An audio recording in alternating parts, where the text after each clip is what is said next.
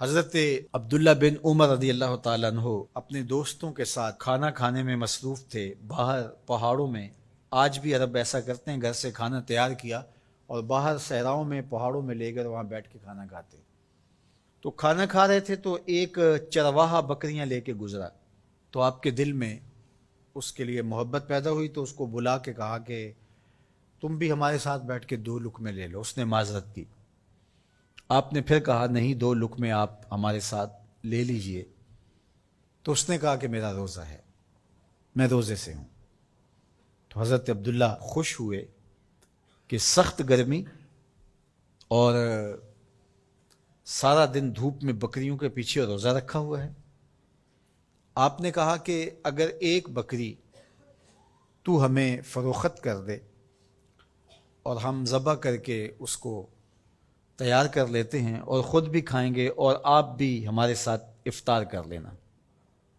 اس نے کہا میں ان بکریوں کا مالک نہیں ہوں، میں چرواہا ہوں، یہ میرے آقا کی بکریاں ہیں اور میں بیچنے کا مجاز نہیں ہوں۔ بہت متاثر ہوئے عبداللہ ابن عمر رضی اللہ تعالیٰ عنہ۔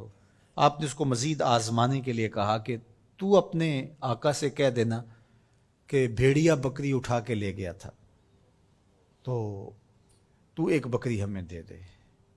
تو اس نے ایسے آسمان کی طرف دیکھا اور کہا اللہ کہاں ہے؟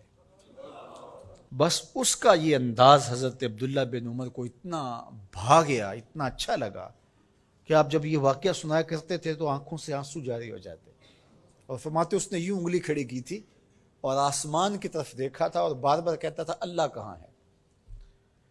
خیر آپ واپس شہر آئے، اس کے مالک کو تلاش کیا اور کہا کہ اس غلام کو اور بکریوں کو من چاہی قیمت کے ساتھ مجھے فروخت کر دو۔ اس نے بکریاں اور غلام دونوں بیچ دیے۔ آپ نے غلام کو بلایا اور کہا کہ تو آج کے بعد آزاد ہے اور یہ بکریاں بھی تیری ملک ہوئیں۔ تیرے ایک جملے نے کہ اللہ کہاں ہے تیرے لیے آزادی کا مجدہ بنا دیا اس کو، اور میں تجھے ساتھ دعا بھی دیتا ہوں اللہ تجھے جہنم کی آگ سے بھی آزاد فرمائے۔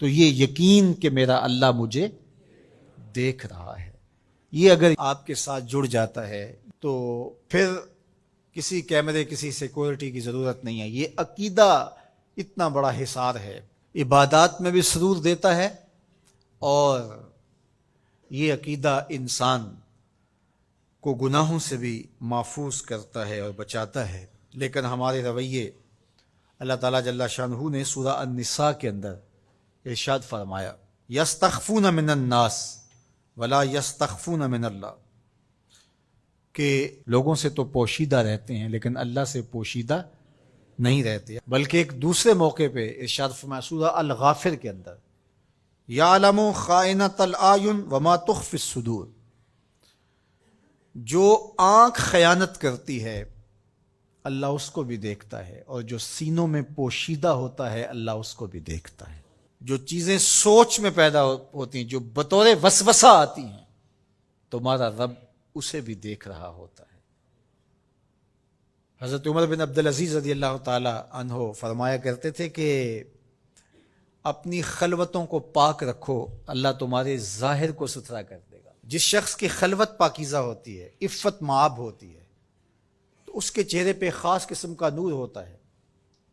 جو راتوں کی تنہائیوں میں اٹھ کے عبادت کرتا ہے اور اللہ کے حضور وہ الہا و زاری کرتا ہے، تو دن چڑھے اس کے چہرے کے اوپر اللہ تعالیٰ ایک خاص نور پیدا کرتا ہے جس سے لوگوں کو سرور ملتا ہے اور لوگوں کے دل میں اس کے لیے محبت پیدا ہوتی ہے۔ اور جو تنہائیوں میں جرم کرتا ہے، گناہ کرتا ہے، اور لوگوں کی نظر میں کوئی ایسی چیز ہوتی بھی نہیں ہے، تو لوگوں کے دل میں اس کے لیے نفرت پیدا کر دی جاتی ہے، لوگ اس سے دور ہٹنا شروع ہو جاتے ہیں۔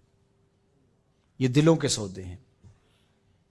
تو اس لیے اپنی خلوتوں کو پاکیزہ کیجیے۔